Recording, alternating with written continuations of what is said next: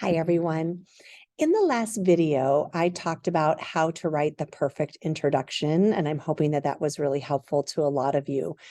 When writing the TDAs, the text-dependent analysis, the next most difficult thing to accomplish is choosing the three main ideas. How do you choose three things to write about? Because the body of our paragraph has to be three full paragraphs. So choosing your main ideas can be difficult. You need to make sure you have enough to write about on whatever main ideas you choose. So let me take you back to a package for Mrs. Jules to kind of talk about how Mrs. Schmidt and I choose main ideas. So the prompt in a package for Mrs. Jules is, in a package for Mrs. Jules, the author uses many elements of humor to write an entertaining story for students. Review the elements of humor below. Write a response that details how the author skillfully uses humor in this story. Use evidence from the story to support your response. If you look down at the graphic organizer, you see an area here to put your main idea. So this should be paragraph 2, main idea 1. The first paragraph was the introduction. So here we have to write a main idea that we have enough to write about, right? So we have to pick a really good idea. Then you have a spot for main idea 2, and then we have a box for main idea 3. Every properly formed TDA has 3 main points that make up the body of the whole overall essay. So we need to choose 3 things. So when we choose our 3 main ideas to talk about, we look back at the prompt and ask ourselves, what are they asking us to do? Well, they're asking us to find out, how does the author use humor? And here we have the elements of humor. They always give us a clue within the prompt. So it says, review the elements of humor. So we did that. Funny or unusual characters, funny or unusual events, dialogue that contains jokes or dual meanings, use of alliteration, and an unexpected resolution to the story's conflict. They give you 5 things to write about, but you only have to pick 3 of them. So the key would have been to choose the 3 that you had the most notes for in the graphic organizer.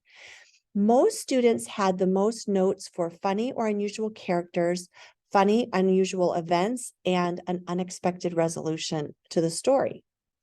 So because of that, we can actually form your main idea from those 3 things. Now, one of the tips, once you've chosen your 3 things to write about, it is important to use transition words. This organizes your thoughts for yourself, but then also organizes the thoughts for the reader. They want to know where one section begins and ends, and how you do that is by signaling with transition words. So, main idea 1, well, why don't I just go with the first one? Funny or unusual characters. There are many ways you can write your main idea, but I'm going to give you the easiest way first. So the first way the author uses humor is through unusual or funny characters. Notice how I used some of the words that were from the prompt. They asked, how did they use humor? We're going to say the first way the author uses humor is through unusual or funny characters. So that is a strong main idea, and it tells you what evidence you're going to put here and then what that evidence means.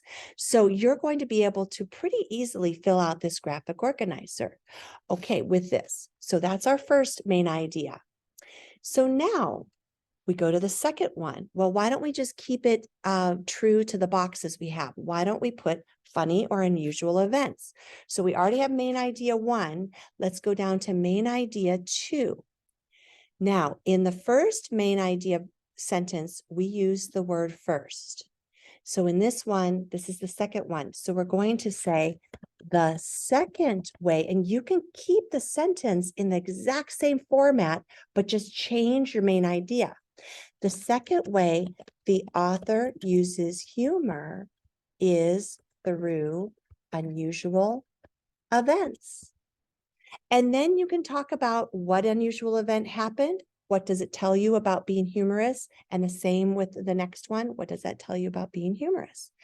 So the first way the author uses humor is through unusual characters. The second way the author uses humor is through unusual events. So then that makes our final main idea pretty easy because we've already used first and second. You could use third, but it might be better to signal that this is our last main idea.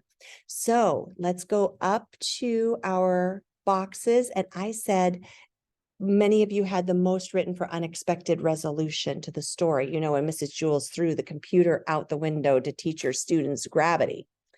So that is going to be our last one. The final way that the author uses humor is in or through an unexpected ending. Notice how I didn't say what the ending was because that's what the evidence is going to be. You're going to be able to write what happened and why it was funny on each of those. So writing your main idea, one of the hardest parts is finding your three things, but then also don't forget to put those signal words in there that say the first way, the second way, the third way. All right, so why don't we look at another one of our prompts since the beginning of the year.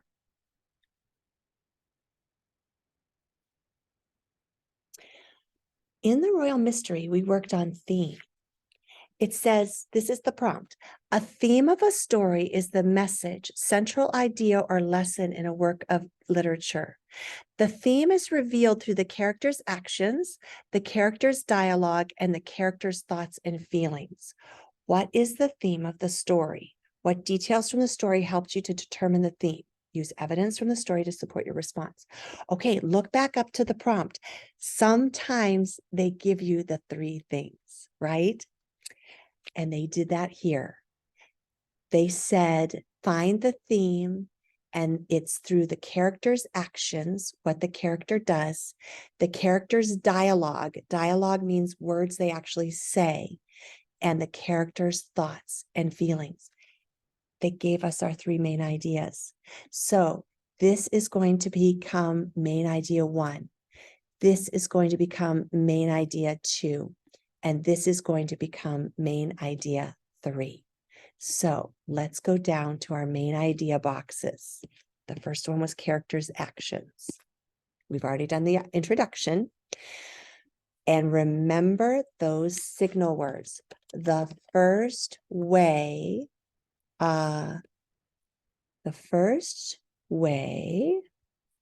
let's see how we want to word this.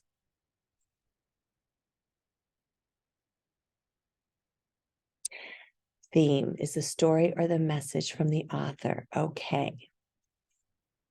The first way that the theme of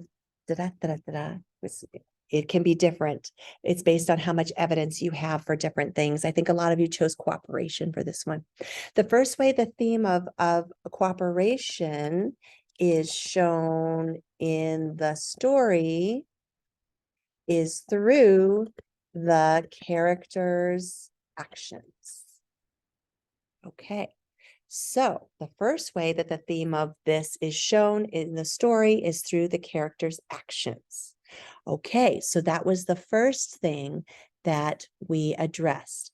The second one is going to be dialogue. Because remember, they gave that to us right away. So let me go down, and we use the first way in the first main idea paragraph.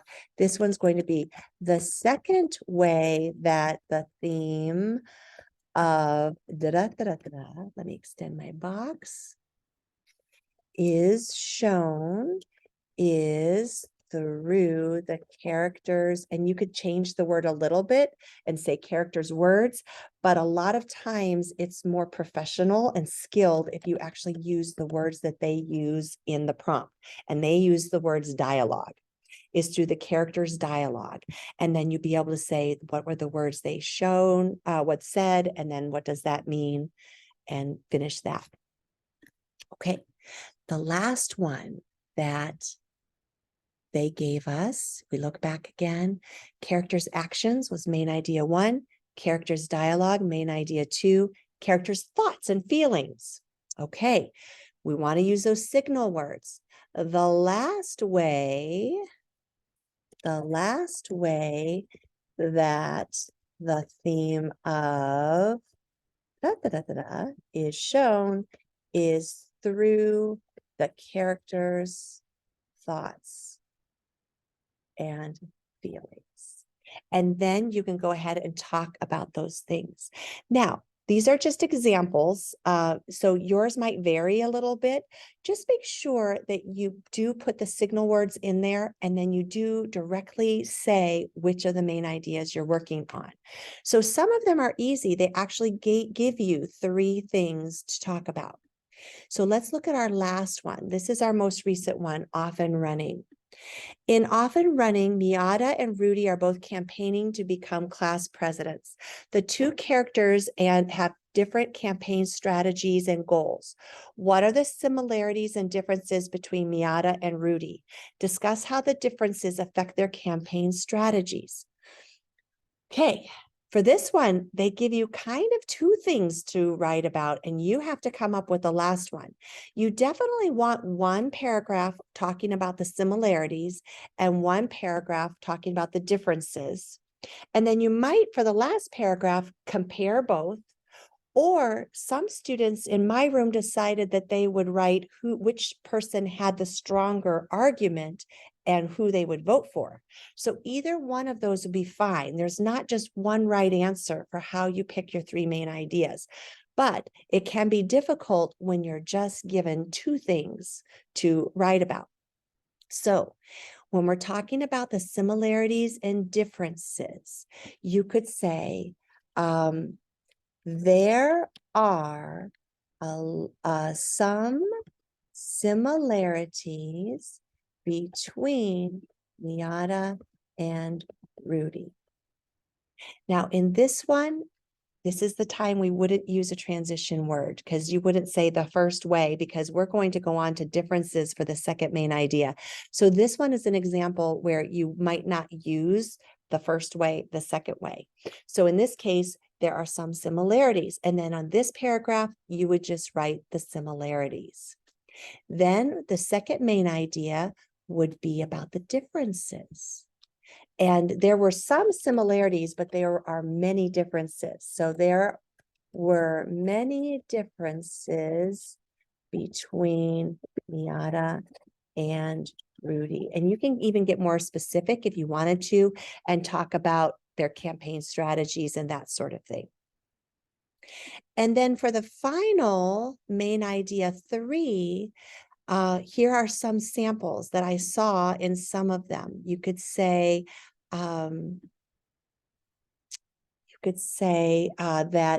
Miata and Rudy had different campaign strategies. So you could do one just on that. Or you could do the main idea. Miata had the stronger campaign strategy. So if you chose to do the evaluation of their strategies and who you would vote for, you could do that there. Like I said, there's no right or wrong answer, but you kind of need to connect the similarities and differences in this last paragraph. Okay, so I'm hoping that this was helpful to you as you complete your double Dutch TDA. Hopefully choosing main ideas will be just a little bit easier.